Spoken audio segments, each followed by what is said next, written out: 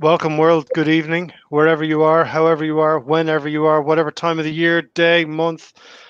We are live now, I believe. The countdown has commenced.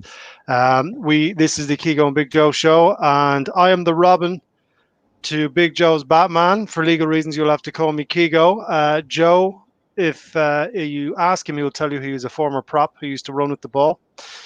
Joe, how are you doing this evening?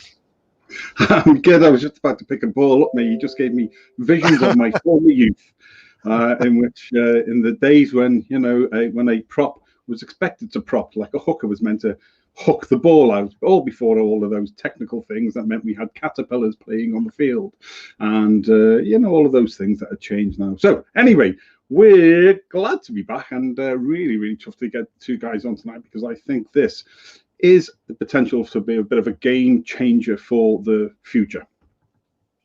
Absolutely. It's something that I think we read about a lot, but we don't actually understand a lot about. So it's great that we have the two lads in to have a chat with us. And then obviously we'll be linking out to everything for people to go onto their site, have a look and follow them and see how it all works. But it's speaking about rugby agents and how all that sort of thing works. We kind of read about it quite a lot in the football and things, but in terms of the rugby, it's still a relatively new thing.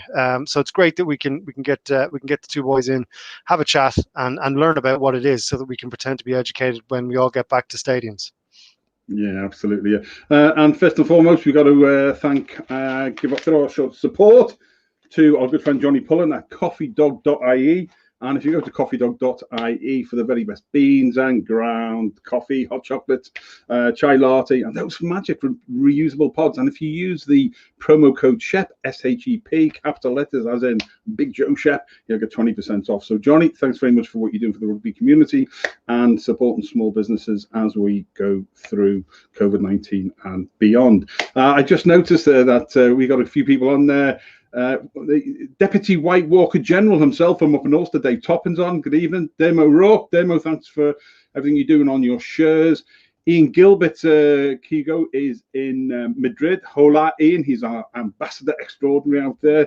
Gregor Galway. Gregor, I have to give, Gregor is part of the New Forge Taggers mixed ability team up there in Belfast, and does a tremendous lot sharing for our stuff for the Ulster page and all of the three blokes, mate. So huge shout out to Gregor, really, really grateful, and to Nathan Parker, who runs Don't Give a Ruck podcast.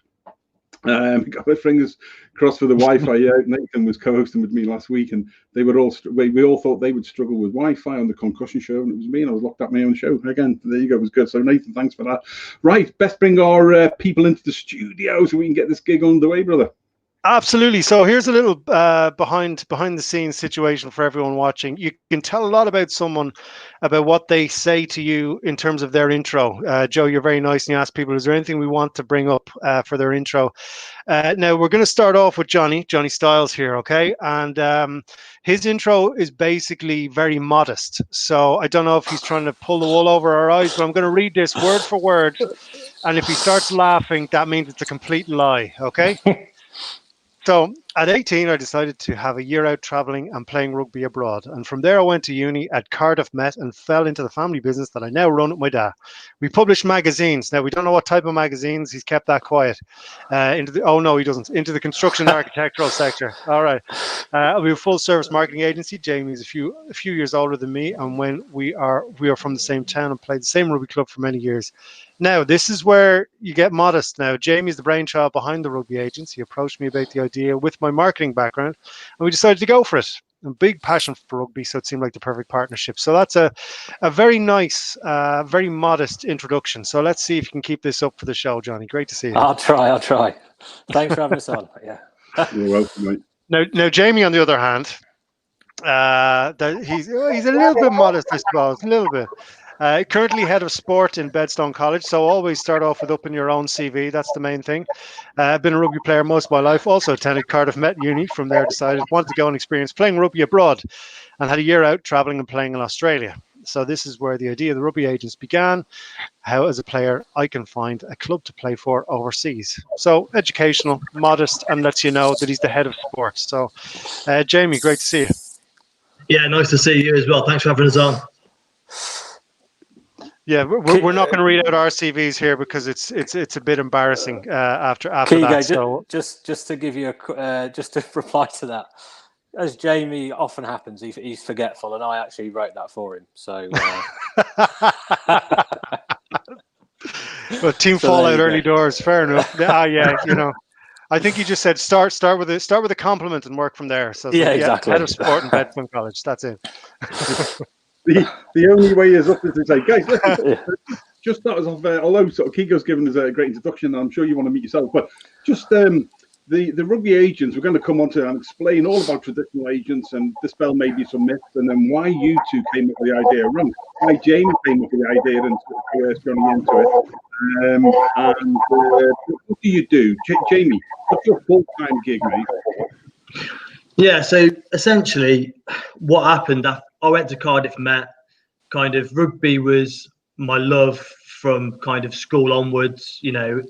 Everything was. I lived about 25 yards from the local rugby club, so every night, I was kicking goals and kicking the ball about. And I went to university to play rugby. I didn't go to university for my degree particularly. I wanted to go somewhere where there was a real rugby religion.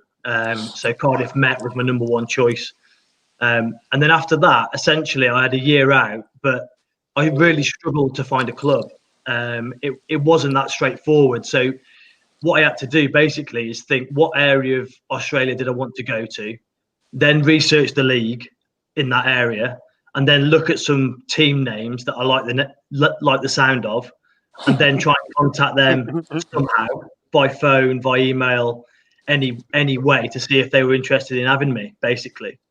So as a result of that, when I came back, I was thinking, wouldn't it be ideal if we had a website where clubs subscribe to go on, players subscribe to go on, and so the only people that are on the site are players looking for clubs and clubs looking for players, meaning that if you're contacting a player that you like the look of, he definitely does want to travel. That's why he's on the website in the first place. And it makes the whole process a lot easier and more straightforward.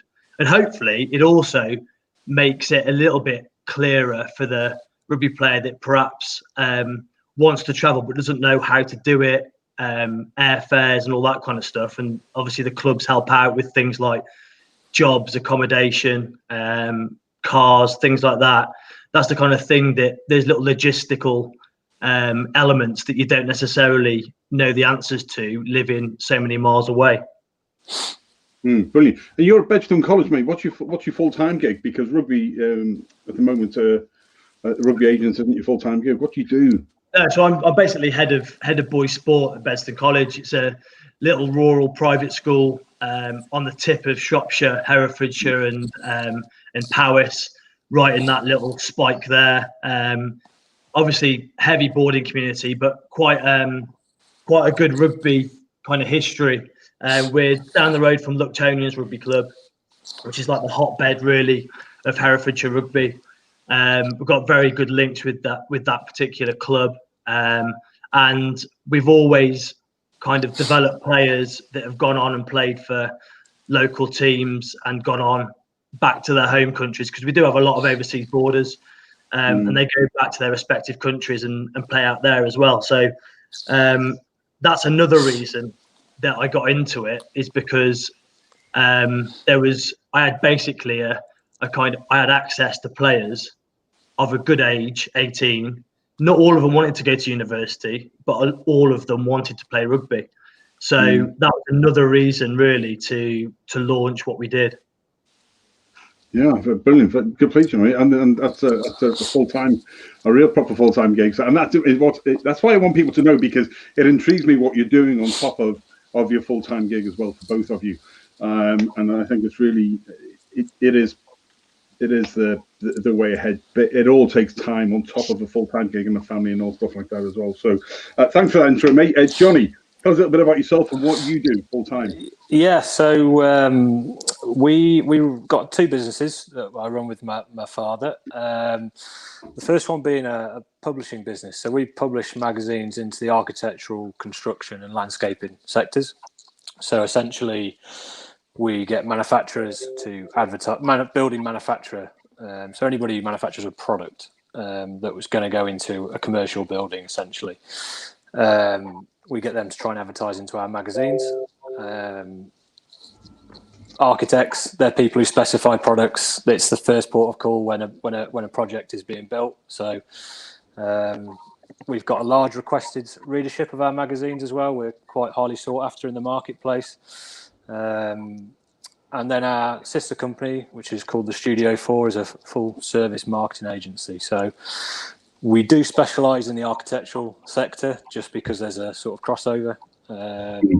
However, we've got clients in various different sectors, and that's local, national, and international clients as well. So, and hence that's sort of, my background's also rugby. I played rugby from a young age. Second row from my local town, Newport, which is the same as Jamie. We play National 1 in the Midlands here. National 3 in the Midlands here. So, yeah, I'm officially a vet when the season restarts. So I'm going to enjoy my time playing rugby for the vets. But yeah, as Jamie said, just going on to the Rugby Agents, how it sort of started. He used the brainchild of the Rugby Agents. He came to me with the idea. We've got a marketing agency. I said, yeah, let's go 50-50. What have we got to lose? We both work full time. If it doesn't work out, we're not going to lose our houses. Our family, hopefully, our families would stick by us if that happened. But there's nothing to lose essentially. So, and this is where we are today. Yeah. Brilliant. Okay. Excellent, guys. Keego. Yeah, no, it's just listening to you guys, and as Joe and I were saying at the intro, we know nothing about it. You read about the kind of the higher level stuff in the paper. Basically, whenever Rob Kearney's contract comes up for renewal, that's what we hear about. We don't hear about anything else. So when I was on your site there today, you do little things like featuring players and things like that. It's when you think about it, it's the idea, which is all the best ideas, is quite a simple one. You connect the dots, you connect people to a destination, to an end goal that they want. But it hasn't happened on a big scale so far. So when you are looking at a player, for example, and then they're signed up to your site and they fill in, I'm a J4 hooker, water boy, whatever, looking to go and play in Australia, for example. How do you treat them all? This isn't on the script now. This is just something that just popped into my head. Do you treat all the players the same, or does it depend on where they're coming from, for example? So, like, for example, over here we'd have clubs like, let's say the Belvedere, which would be a kind of an old school club, which with a lot of history and a lot of great output of players, which would be very different to another club. Is everyone treated the same, or would the Belvo player with the references be brought in a different direction, if you like? I think they'd all be treated the same. The issue is that our job is basically to match the rugby player's CV with an equivalent club. So if that equivalent club happens to be a higher level, then that's great for that player. But the treatment would still be the same. We'd just be looking, if the player, for example, had only played level 8 and he wanted to go a league above to level 7, we'd then try and match him with clubs only in level 7. If that player came to us and said, look, I want to play Premiership Rugby next year, and he's only played at level 8, we'd kindly say to him, look, it's great that you've got aspirations, but what you need to do is kind of learn to walk before you can run by playing at a better level, get some footage, and then we'll look at it again next year and just keep climbing the ladder until we get as high a level as you possibly can as a player, No, absolutely. And then so then we kind of get into how the whole thing actually works, because as I said, we don't really have any idea. We pretend we do, but we don't. So like, what is the traditional, let's say I'm a rugby agent, how does that work? Is there a recruit? Do I physically go to games and watch and recruit, or does it work like you guys? They come to you almost and you set everything up from there. What's the traditional process? I think it works in all different ways. I think agents are all completely different. Some agents will be more proactive, and they might look at going to watch games and then literally speak to directors of rugby after the game about talking to a player. They might go to school matches. They might go to representative matches like England #20 World Cups and things like that, and then pick up players from there. And some do have a website and social media following, which they can cherry pick players from those platforms as well. We're different to an agent in that we don't negotiate terms to the club.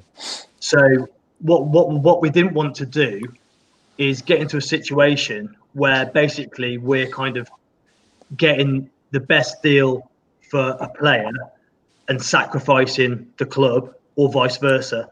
So we're trying to get the club the best player, but we're kind of giving the player an average deal by doing that.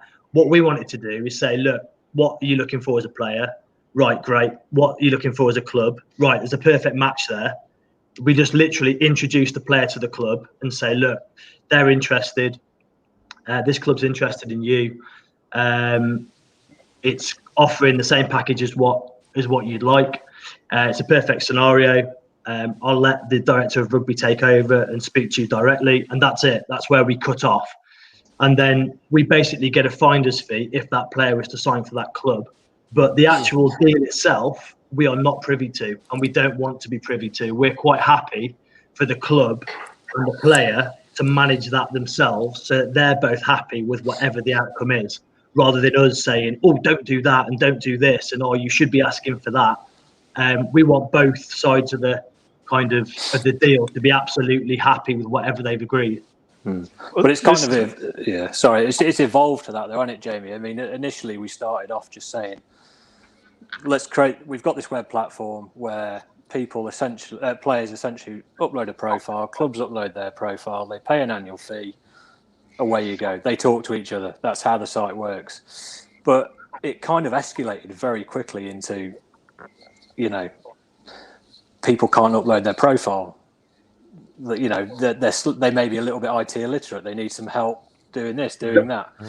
Before you know it, we were spending a lot more time trying to help players, or they would say, I haven't been contacted, or I haven't been able to make a match. Can you help me out? So it was like, before we knew it, me and Jamie were spending 2 or 3 hours a day sending off CVs, helping people upload profiles to the website. And it kind of made us thought, you know what? We've got the website working now.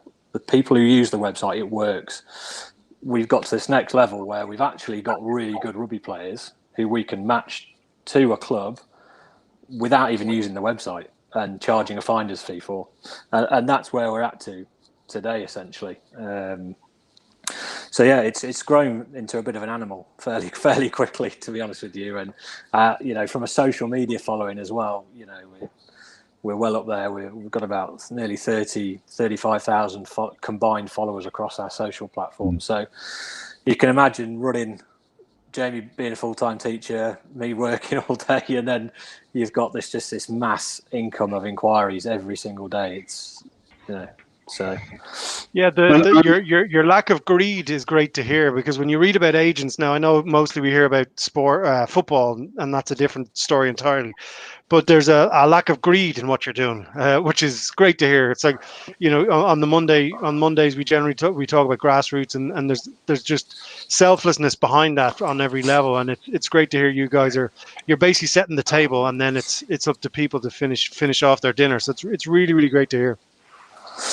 Yeah, I mean, I'm sure we're a little bit controversial to some official agents out there, and we're sort of, I don't know, we don't hear too much, but we may be upsetting the market a little bit, because we are now talking to such top level players that are coming to us because just of the way rugby's gone. There's so much money falling out of rugby that lads in the English Championship have just found themselves out of contract instantly, and they're now coming to us to try and help them find a deal.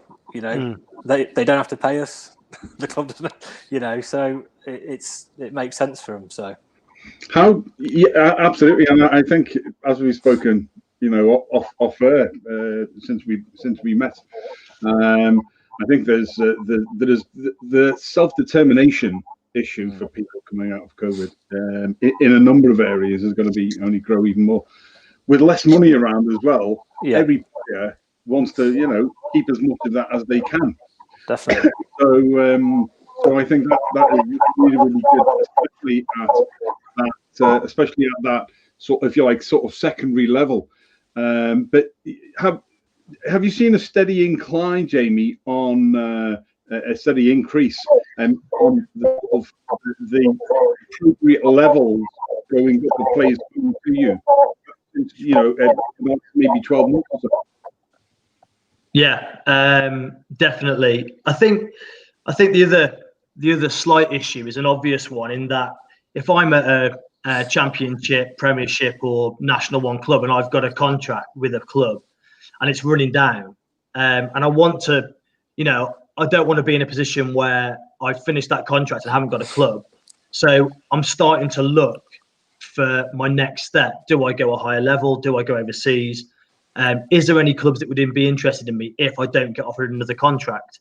But that player can't go on the website because he's then advertising the fact that he's looking for another club, which might upset his current club. And likewise, the top clubs don't want to go on the website and say, oh, we're desperate for a number 10. We've got nothing at number 10, because every club that comes up against them in the league are going to say, right, run down that 10 channel because they haven't got a 10. So let's really target 10. So that's at the top level. That's where we've got a little niche where clubs and players are coming to us and looking, or just inquiring, really, just making the inquiry. Look, could you find me something in this country if I was available? And that's where we've picked up some really good players, and some good Irish lads actually this year have gone over to Australia and played in the Shoot Shield competition. One lad, James Mckinney, was with Ulster, Ireland under 18, Ireland under 20. I think he's one of the top scorers for Ireland under 20 in the history of the under 20 World Cup. So he went over to Northern Suburbs. Ryan Lomas, who's another Ireland under 20, he went over to Northern Suburbs. And we hadn't really had that caliber of player come to us kind of 3 or 4 years ago. It was very much website based. It's just changed and grown. And because we're getting traction with some of these better clubs, and we're getting successes that we can advertise and say, oh, look, we've sent this guy over there, and we've sent this club, this player. It's just meant that more and more people are actually coming to us and just thinking, well, why not? You know, why not see if we can get a contract in Japan? Why not have a look if we can go overseas for a season? And so at the moment, that's where we're kind of at. We're kind of bombarded by players that we never thought we'd speak to, trying to inquire as to whether or not we can find them clubs overseas. And like you've said, if we go back to the website when it was first born, if you like, you know, me and Johnny played at a level where money wasn't the main priority. It was, you know, we played rugby because you had 20 mates that you went and trained with, and then on a Saturday night you all went out together. And we wanted it to be inclusive for everyone from every country. So, you know, we only charge £5.99 for a yearly subscription to the website, because we didn't want any South African players, for example, to be unable to go on the website and unable to access any clubs, because, you know, we've priced them out of it by asking for £30 or whatever. So we've got a massive range. We've got everything from international players to going back in time to when, you know, Newport were in Midlands 4. You know, we've got that kind of club as well, saying, oh, do you know what? We've got a little bit of budget. We'd like to get an overseas player over, do some coaching. We'll offer them some accommodation. Have you got anyone that would be interested? And that's where, hopefully, we've got something for everyone. Phenomenal, isn't it? And what about terminology, repeat business? Because a traditional transactional agent will have that person really sort of tied to them, and they'll have their, you know, 10% or 95% or whatever it is they take. And tongue in cheek there, lads, no offense to any agents. Really, you know, there are other people available. That's clearly we're finding tonight. But no, in all seriousness, you know, it's that once you get your small finder's fee, they work with the club. But what happens when that tenure ends? do they come back to you automatically, or they don't have to? They don't have to. Yeah, they don't have to. It's entirely up to that particular player. And Johnny will probably talk more actually about even the 70s, and has some very close relationships to some of those players. And he might talk to them on a regular basis. With some of the players that we place, I might not talk to them during the season because they're already sorted out. Some might come back to me. Others, it's probably down to me to contact them towards the end of the season and say, look, I know it's towards the end of the season. Hope it's gone really well. Are you looking for another club, or are you happy where you are? And if they're happy where they are, then that's fine. We don't charge any repeat fees or anything like that. It's just one of those things. We're happy that the player's happy, and we roll on till the next year. And then again, hopefully, if we're providing a service which the players are happy with, hopefully they will come back to us and they will say, oh, look, I definitely need to change this year. I can't play at the same club because of X, Y, and Z. Have you got anything that you think would suit me? And then, we kind of work to find them something that would suit them. Brilliant. Johnny, Jamie mentioned you sort of then more interaction and engagement with the players, if you like, on a day-to-day basis. How do you work that around? So obviously it's tricky because you've got lads, so some will be, you'll have their parent trying to contact you. If they're a young 18, 19-year-old, you'll have a lad,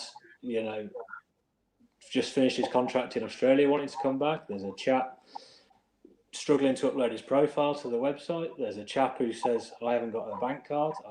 How else can I pay? So you have all of these scenarios going on a daily basis where I am fortunate enough, that with the other businesses, we've got good people there, and I can jump in on it on a regular basis and, be replying. But a lot of it's spent in our evenings, get home from work, put the little one to bed, have dinner, and you're on your phone or on your emails, on social media, replying to messages all day, all evening.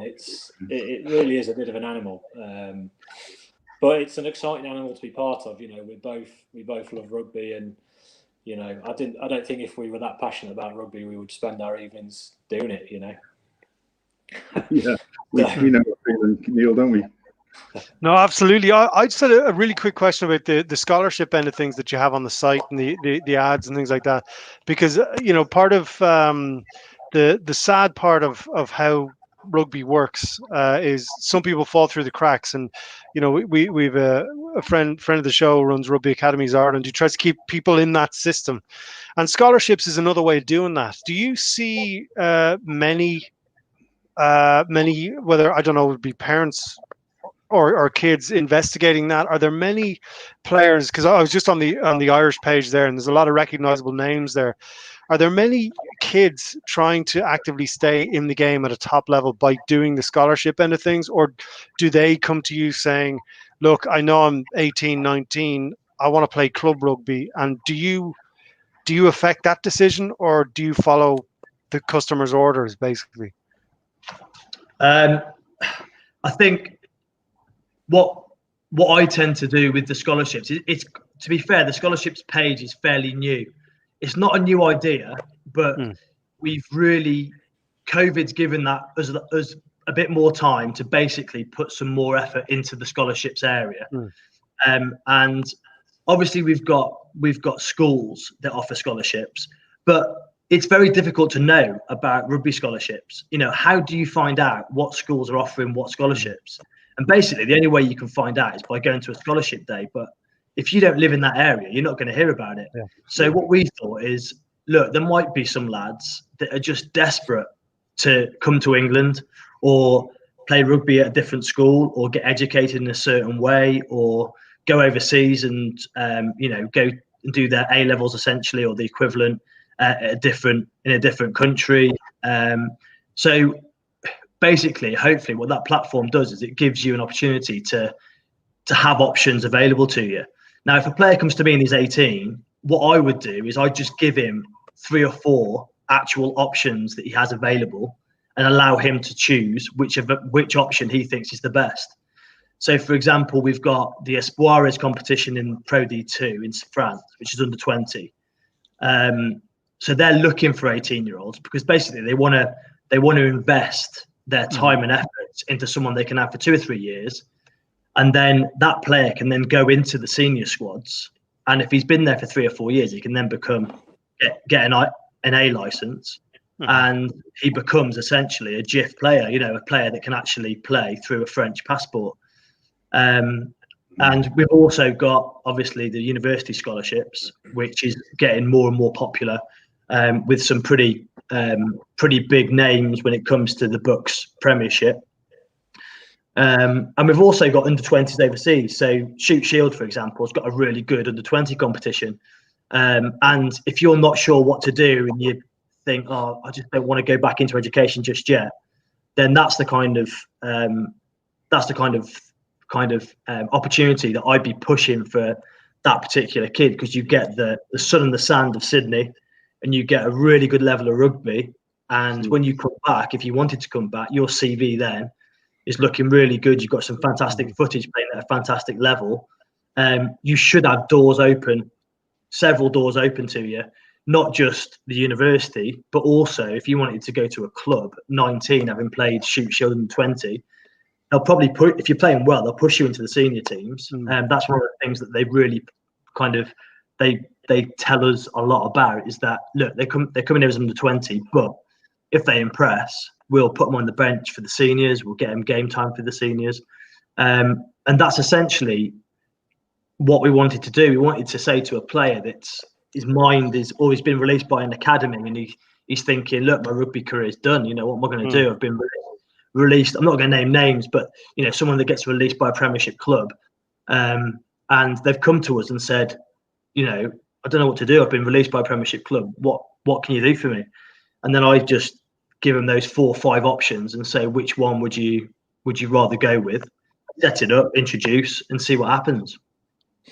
I'll tell you what, when I first spoke to David Barry about this, who put us in touch, was I thought there was so much synergy there with Dan Fonsale and Johan Taylor and what they're doing at Rugby Academy Ireland, at trying to, 2 things really. One is that self-determination thing, whereas I just keep going back over and over again that it's going to go and grow and grow, and not just in rugby, not just in sport, in business and other organisations as well. But you're stopping people, you're giving people an opportunity to that they'd probably be lost. They would fall through the system massively, and you're at least giving them something there. I'm wondering whether there's you talk about the success in the Shoot Shield, and do you see a time when I know clubs come to you, but almost like a league, sorry, not a league, a union, and sort of picks up, because look, and I'm using Rugby Australia for our friends in Aussie land at the moment, where Rugby Australia, where they are, and they're trying to rebuild and do stuff, where a union would come to you and say, listen, we want to inculcate a whole pile of kids over the next sort of 5 or 10 years through. Can you scale up on something like that? So, not just a club or an academy, can you go bigger than that? Groups of people up there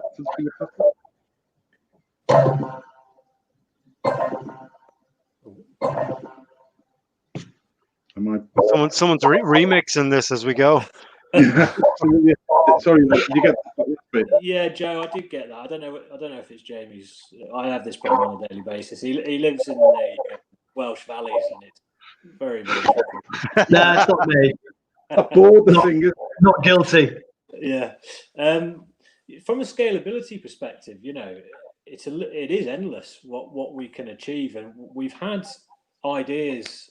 I don't want to throw too many ideas out there, but me and Jamie said we've got the perfect brand and name to create our own academy, and let's let the Rugby Agents Academy. Let's look at hosting some academy weekends throughout the UK, different parts of the UK. At, some of the rugby hotbeds like Loughborough Uni, and we can do one down in Cardiff. We can and invite these 16 to 18-year-olds, 18 to 21-year-olds, and get them some specialist coaching.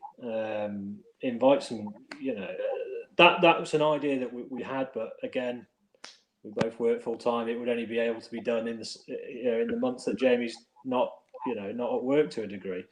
Because again, from a scalability perspective. Sorry, Johnny. Part of the rationale was back in the day, then you used to have sort of the regions like Southwest, and we played London Southwest with Lancashire and stuff like that. And a lot of the girls that we've spoken to since we started doing the shows didn't start playing until they were in unis. Yeah. And there's almost like and I go back to now post-COVID, there's a potential there to be looking at that varsity type area to I think I might be Jamie then. That varsity type of approach where you could pick an awful lot of people up to go into those type of academies. It's almost like we're taking a step back in time to then move back forward again. And I think there's a lot of scope there where you're positioned. It's almost not making light of COVID, but the timing has allowed you, they say, with the scholarship thing, and to relook again at the whole academy and where you attract players from. That again, it goes back to that would have fallen through the system, would never have been able to a top level. Yeah, and again, I think as the women's game grows as well, there's probably an avenue there for us. We have had opportunities for women to use our service, and there's been opportunities over in Canada which we've been able to. We haven't necessarily had any success yet, but we have been contacted by some Canadian clubs to try and play some female rugby players. So, I don't know whether it puts, just because the website's so male dominated, I don't know whether it puts female rugby players off, but, if you're out there, come and give us a nudge, because we will help you out, but we'll try and help you out. Should put you in touch with Don and Johan, the Women's Academy. What about the future? Where do you think, Jamie, that rugby is going to go, in your opinion, in the next 2 to 5 years? Well, from a kind of recruitment perspective and an agent perspective, my own personal view is that this is going to be pretty controversial, probably, but I don't think there's a massive need for agents to take such a big chunk of a player's wage. Now, I do think agents have got their worth when it comes to commercial value. So players obviously have a very short shelf life, and they need to earn enough money to make sure that they're comfortable for the rest of their life, essentially. And we've seen so many careers cut short because of injury, or obviously concussion's a big thing at the moment. So where I think the agent should be picking up is trying to get that player the kind of the commercial value to earn some extra money, and for them to use those links after their career finishes. So whether it's commentary, whether it's after dinner speaking, whether it's synergy with a certain brand, I think there's a real scope there for agents to help players out more, rather than perhaps trying to milk a player for their money and earn your wage that way. Maybe the way that we do it, where we basically don't take anything off the player. We don't even ask for, if we get a player that doesn't come through the website, comes to us with an email, we wouldn't ask them for a penny. We don't even ask them to subscribe to the site sometimes. That's entirely down to the player. We get our fee from the club. And perhaps that's where the future would be, in my eye, is that we match up the player and the club. The player is powerful enough to speak to the club themselves. And if they wanted advice, I'd be happy to give it. But I don't think that a third party should be in there dragging more money from either party to better his own kind of financial situation. If he was to earn money for the player commercially, then he's earned that money because he's got something that player wouldn't have ordinarily got. And so for him to take a little bit of a bigger chunk of the commercial value, but he's working really hard to get, let's say, for example, a clothes brand going, or some headwear, or certain type of, if they're a big hitter, then maybe some shoulder pads or whatever it might be, a brand new kicking tee. that's where I can see the future of kind of agents going, and trying to basically look after the player a little bit more,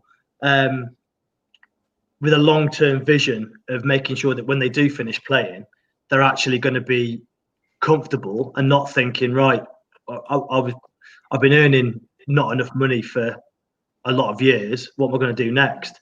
And we've got to be realistic. The next 3 or 4 years are going to be hard for any clubs to offer a professional player a lot of money. I know a championship player that I spoke to literally on Saturday, and he was telling me that he's, earning around £20,000.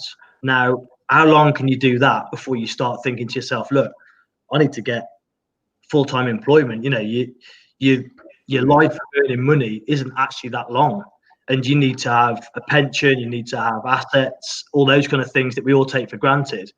These professional players are basically putting all their eggs in that professional basket, and at the end of their rugby career, it's probably a hell of a lot that haven't earned enough to basically look after themselves for the rest of their lives. And that's the only thing that worries me in terms of player welfare is, the very top is fantastic and they're going to earn much better money. But for that championship player that's at a club that, and let's be honest, it's going to be really struggling for money and budget, how are they going to survive when they're 35 and kind of looking for a career? They're going to go back to university. I think that's where an agent needs to pick it up a little bit and try and get that player kind of a better way of earning money outside of the field, off the field, and without plugging too many people. Brian Habana's just launched a new website platform called MatchKit, which actually will do that. So it's basically they put all their social media on this website. They upload opportunities for sponsors to contact them. They can plug sponsors on that particular website, put it through all their social media platforms. But it basically gives a platform for a sponsor to say, oh, do you know what? He looks like a really good guy. I'm going to contact him and see if he'll do something for us. And that way, hopefully, the player will have, and we all know networking is what business is all about. Hopefully that player can then start to create a bit of a network around himself, that when he does finish rugby, he's got something else he can get his teeth into. Yeah, sorry, Nick, I know you want to come in. We spoke to, I was with Andy Daniel, who's on our South African show the other week, and we spoke to former Exeter star Neil Clark, who literally overnight finished his time in France through a very, very bad injury. And then the whole mental health effect on that as well. And that's what, again, we go back to, and we use Dan Fonsale and Johan at Rugby Academy as an example, because the kids who do the transition year, they call it here in Ireland, in between sort of 16, 17, the 8-month course, they not only try to aspire to get them to the top level, they give them a strength and conditioning class 2 course. They give them educational qualifications. They give them language qualifications, and those sort of things built alongside. You're absolutely right. Agents should be focusing themselves more on doing those things that the player wouldn't ordinarily have had to do, and that's where he earns their money, or she earns their money. Yeah, and that's and from day one, it's that twin track of the player starts and somebody at the club. Yeah, I don't know. I'm not going to slate the commercial directors of clubs because they're to make money for the club, but actually, there's a responsibility almost for a club coach or mentor who is doing what some academies are doing, like Dan, what you're talking about doing, who's in there to help the player. So because as Neil Clark said, he got called in by a certain individual and said, "Thanks very much for your time. That's it." Effectively, you're out on and it wasn't even. It was the way it was done as well, because we all know that when you finish somewhere and you're no longer useful, you finish somewhere, and it's short and it's pretty sharp because they need to move on to the next person. So I think it's a great view of could be and should be. Yeah, if I could just jump in real quick there, Jamie, just to follow on your comment about how how it can change, and because I'm sure you guys saw there was as you were building your site and building your network and building your business, momentum started to gather, and then word spread around, and people start emailing you instead of going through sites and things like that. Shows that kind of word is spreading. In terms of getting it from the current model, because rugby's still relatively young, there's still time to find different processes, I suppose. It's not like football 100 years old or a million years old.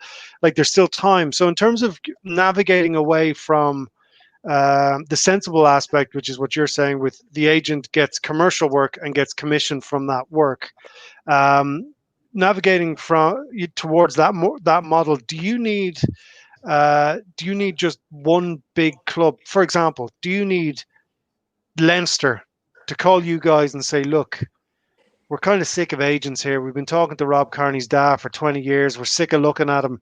We need to get rid of this middleman. Is that what needs to happen, or is it the other way around? More players have to come to you. What do you see as being the quicker way past the current greedy agent way? I think if a club like Leinster kind of set the ball rolling, I think everyone would definitely copy. There's no doubt about that. I think it's like anything. Once a couple of people take that plunge to try something different, and it works, they start saying, why didn't we do this before? Why have we been doing this for 10 years? It's daft. We should have done this 3 years ago. And that is, it probably will take a club to say, well, let's have a chat with them. Let's see what they're doing, how that would actually work, and whether or not it would actually benefit us or not. And when they realise, actually, I don't know. I don't know the figures. I don't know how much they would, a Premiership club would spend on agents, but it would be in the hundreds of thousands, I'd imagine, even in the Rugby Premiership for each individual club. So yeah, I think if a club did say, look, we're spending a lot of money we don't need to spend, let's have a look at it, then it might be the beginning of a complete change in culture when it comes to the agent. Yeah, to a degree, Jamie, we're almost there. Like, we're already working with or are in contact with every MLR club in the States. We know who the Championship DOR is we've got those contacts. If we get the right player, we can put them into those contacts straight away. It's almost, we've got to that level now. Like, shall we jump into? Will it take a Leinster for us to go to that next level? I don't know. Do we want to go to that next level? I don't know. There's so much risk involved as well. Would the RFUs be happy for that scenario to be happening? They're questions that would have to be asked as well. If you took the RFU as an example, and given the issues that they've had persistently and consistently over losing money and salary caps and all the rest of it, and it has to change. Would your system not help the salary cap system? Because, or what you're suggesting is that the agent deals with the commercial aspects of things and the player really has more self-determination. Surely that's got to help the salary cap. 100%.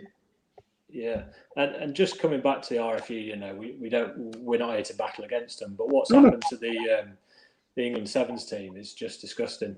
1 minute you've dedicated your whole life to play for England Sevens, the next minute the RFU can no longer fund you. You've got no contract, you're out of contract. And then they're looking around then for somewhere to go. That shouldn't be even possible in this day and age. And I get that there's commercial value in the RFU and they have to be able to support whatever, but in this day and age. But the same thing happened with the English women's team, didn't it, a couple of years ago? Yeah. So how do you keep going round in circles when we know that there's not enough money in the future and we have to do things differently?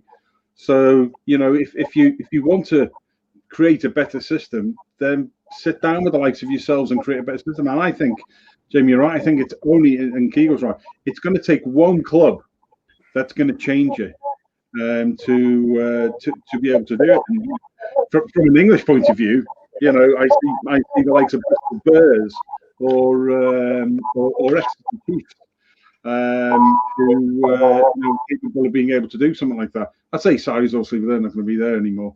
But again, wouldn't that be? I'm not slagging size. I sit in their fan group. Sorry, lads. If you can kind of, I'm not a Irish fan. Don't worry. Yeah, but the whole serious thing is actually, wouldn't it be great if somebody like that jumped forward with you and said, "We've got it wrong, but we can be part of the future." That would be great. But again, European-wise, it's different in each union and in each league, isn't it? Where they go. How do you manage to, I say, manipulate it in a positive way? How do you manage to get around any of the rules and regulations of the unions and leagues?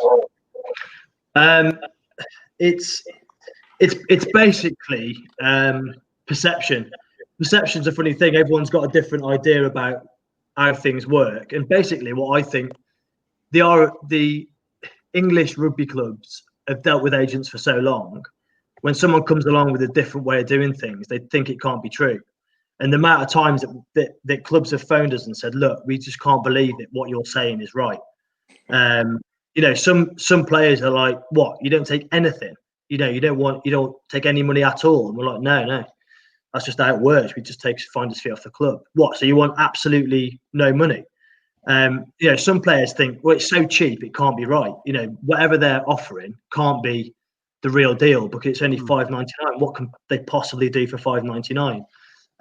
But that's not really the point of what we're doing, And somewhere like Japan, for example, when they see the rugby agents, I don't actually think they understand exactly what that means. And so because you're coming and saying you're a rugby agent and you've got a portfolio of players that you can show them, and those players are absolutely bang on, they don't ask too many more questions. They're just like, this is fantastic. Look at these players that we can get for that kind of budget. I'm not going to ask any more questions. This is fantastic. Let's crack on with it. England, they're a little bit more, because they've been doing it for so long. I think a lot of DORs are a little bit like, and they've probably got good relationships with agents as well, to be honest. And, end of the day, these agents are earning money and it's their livelihood we're talking about. Absolutely. I don't want to sit here and, say you shouldn't go with an agent, sack your agent tomorrow and come with the rugby agents. That's not what we're trying to say at all. All we're saying is that perhaps in the future, agents can earn more money from working on the commercial side of a player rather than taking money from their wage. And if you're taking 10% and it's a 10-year contract and you're only an 18-year-old lad, you do the math, it's quite a lot of money over 10 years, a substantial amount of money. And then the kind of nest egg that would be, for a player could be sat in a savings account and it could be their retirement fund. That's the way I would look at it. And if an agent wanting to take 25% of the commercial value, I think that's fair if they're creating that kind of, they're creating good revenue that the player wouldn't have ordinarily been able to even imagine. So therefore, actually, if they do two things, just thinking about what's been said, if they do two things, one is if a canny agent came to you and said, "We'll work with you, position the player in the right club, we'll look after the commercial thing and create a long-term thing over somebody's career," especially if you're working with an academy through, or you had your own academy through, if they look at the commercial aspect and they're taking 25%, there's potential that because they're just focusing on that to actually make more in the longer term than there is being. I use the word greedy because it is. I think what they do, I think it is greed, and I think you're right. But I think a clever one might well think that working with somebody like yourself as a joint approach, a joint venture, could well be work out well for you both. And if you do take that idea, and I want a small cut myself, clearly. No problem. Yeah. But I think there's potential there. I think the days of where we haven't done anything, because it's proved that it's not working anymore, and we're in a world now where there isn't the money available there anymore, and we talk about player welfare and the longevity, which can be very short, and being able to run something alongside, their secondary career starts the day they start playing. And again, we go back and we use the example of Rugby Academy Ireland. They're doing that from day one from an aspiring player, because that aspiring youngster of 16, 17, 18 might not make it to the top. How many do?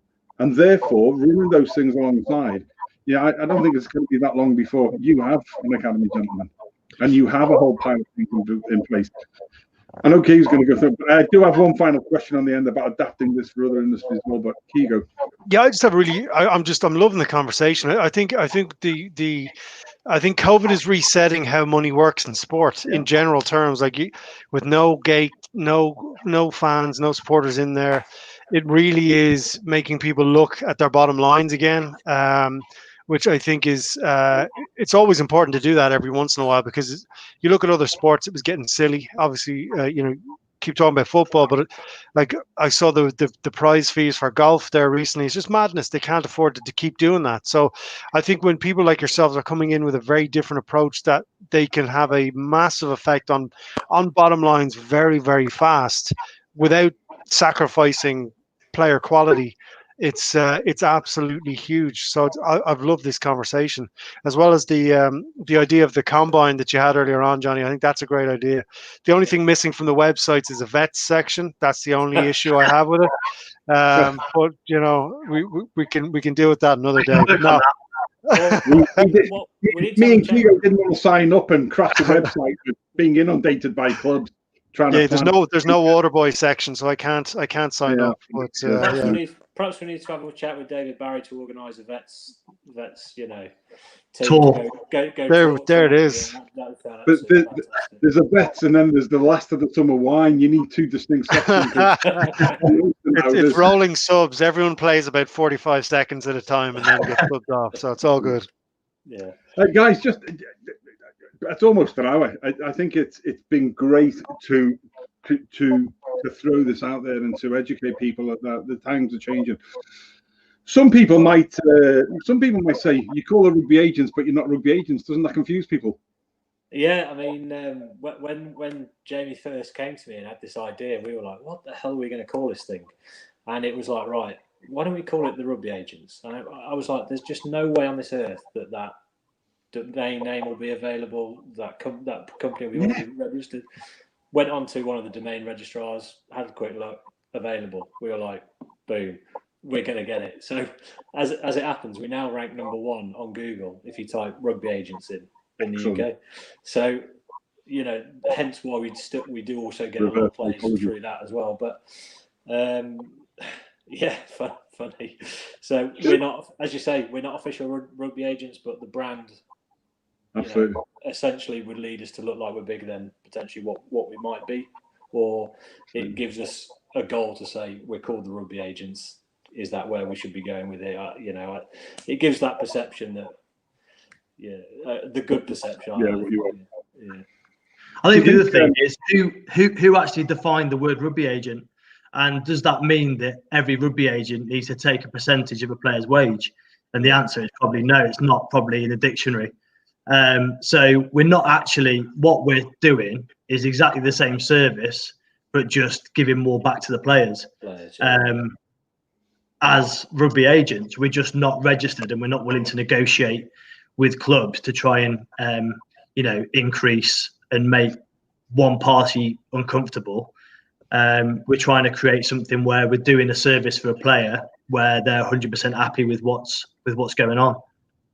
Yeah, absolutely. It's just not traditional rugby agents. It's a mindset that you change. I think it's absolutely fab. My final question is do you think this can be adapted for other industries as well? Enough. I mean, I read after our chat this afternoon, Jamie. I read a very interesting article on LinkedIn about recruiters, and obviously people generally know my own thoughts about recruiting agents. In industries generally, and on ghosting. I didn't realize actually it was such a big problem. Having experienced that, do you think your model can be adapted for other industries? Well, we actually just staying into sport. We actually own the cricket agents, and we also own the domain name, the soccer agents. Now, the cricket agents is actively working, but at the moment, myself and Jamie, we don't have the time to dedicate to that. But, you know, from a scalability perspective, we own the rugby agents, we own the cricket agents, the soccer agents from an American perspective could be huge.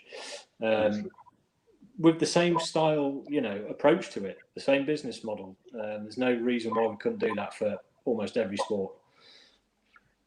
Cool. In terms of recruitment, you know, we have a nightmare at work with recruitment agencies. Don't particularly like them. So that's my opinion on that subject. We should have a virtual glass of Malbec one night, or a virtual bottle or two, and put the world to rights, mate. Yeah. Good. Thanks, Keego. Before I wrap up, Jamie, I don't know if. Oh, go on. No.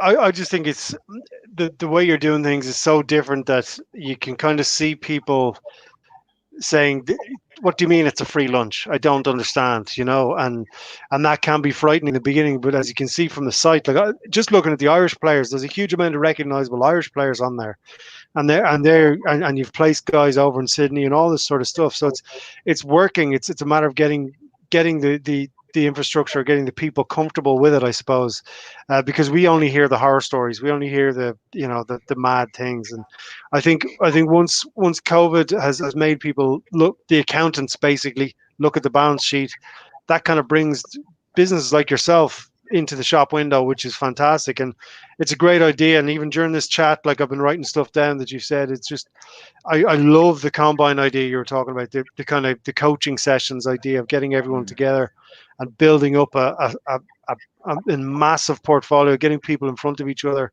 It's fantastic. It's really, really great stuff. Everyone watching should follow the guys, go on the website. If you're any good, sign up. If you're not any good, don't waste their time. But no, get it. It's fantastic. Cool, Thanks brilliant. Very much. Really appreciate it.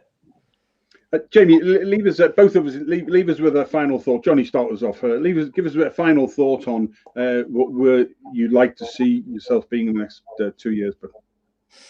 Yeah, I mean, you know, we've got ourselves to a level now where we are speaking to, you know, Championship, MLR, Japan.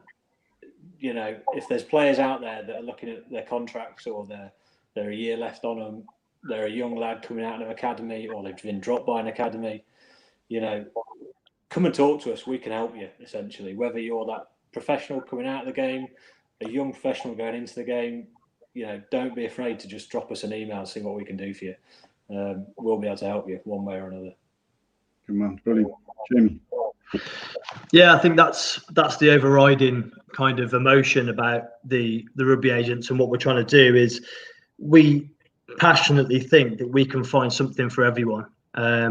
And you know, if you love your rugby, but you just know that you're not quite good enough to play at the very top level, you know, there's still rugby clubs all over the world that are looking for players to go over and have a gap year type scenario, or just go and experience a different rugby culture. And I would kind of say to any player at any level, it's a fantastic thing to do, because not only is it humbling that you get to see a different rugby culture, how different people work.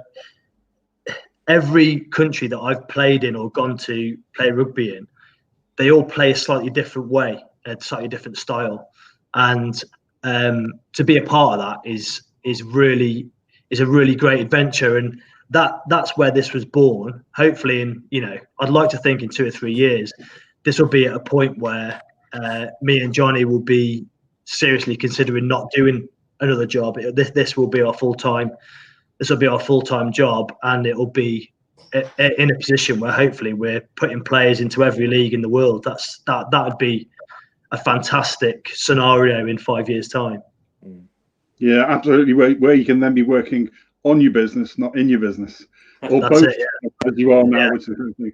And the man who put us in touch, there he is. Hope you're back. Hope you enjoy your holidays, David Barry. Good man yourself. Yeah, so do we. Christian Hyde says so wishes was available while he was playing. Gregor Galway says, guys, go follow him on Instagram and social media. Yeah, absolutely, and go to the site as well. Dave Topping one of our White Walkers, says a very interesting perspective on the way agents carry out their work. Very refreshing, brilliant. Brandon Smith, who runs our one of the two who head up our Welsh Rugby Roundup show. Brandon, thanks very much, mate. Even got a great show. Right, I think that's about it. Keego, any final thoughts before I sort of just cover what exciting stuff's coming up over the next few days? No, as the comments are saying, this is a great conversation. Watch it back. Follow the guys on social media. Check out the site. Spread the word. This is, we talk about grassroots all the time. We can almost take this back to the grassroots, away from agents, away from suits and ties, and back into the the relationship between the player and the club. That's what we're always after. So, get involved and check out the lads on the website. It's been a great chat. Absolutely, very much. Yeah, thanks for having us, fellas. Appreciate it. No problem. Just give us 2 minutes of your time just while we wrap up and things that you do. We'll do debrief. Thanks very much for everybody who's joined us tonight. This has been another Keego and Big Joe show. We can't give you his real name because his legal people won't allow it. But if he's got his bobblehead there, if you get your bobblehead there, mate, show your bobblehead. Because we personally, everybody has voted that Keego's bobblehead has a better personality than Keego himself. Just put it out there. There was a poll. That's what you people said. Right, what else have we got coming up on Thursday this week? We have our fortnightly Springbok and South African Rugby Roundup show, the Ribokke, a ball and blitzpod, with Andrew Daniel out there in Paarl, originally from Bath. We don't hold that against them. Running the show for us there with Reen and Stennekamp, and they've got a cheetah and the Kings players on this week talking about, and that'll be an interesting looking at where South Africa is from their perspective at the moment, and potentially moving north and the start of the Pro 14 again and the 18 series. And then on Saturday, starts the Pro 14, the Interpros in Scotland and Wales and in Ireland. And what we are doing at 19:20 hours on 7:20 UK and Ireland, we have a Gogglebox style show on where I'll be in the studio with Keego and Jeff Pagano and some others representing Leinster, and I've sourced some Munster fans to come in, and you'll be watching watching them, watching the game, some pre-match chat, some halftime analysis, some post-match chat, and watching. And in fact, we've got a Munster fan all the way from Namibia.